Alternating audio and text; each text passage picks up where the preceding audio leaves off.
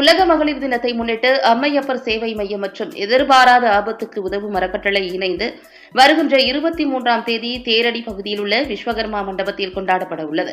இதனையொட்டி மகளிருக்கான கோலப் போட்டி லோகநாயகி தலைமையில் நடைபெற்றது.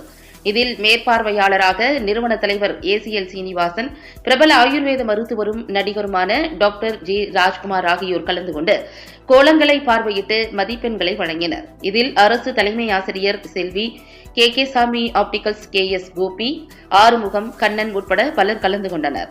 இந்த கோலப் போட்டியில் பங்கேற்று வெற்றி பெற்ற மகளிருக்கு வருகின்ற 23ஆம் தேதி பரிசு வழங்கி கௌரவித்து கொண்டாடப்பட உள்ளது என்பது குறிப்பிடத்தக்கது. பப்ளிக் நியூஸ் டிவி செய்தியாளர் கிருஷ்ணகுமார்.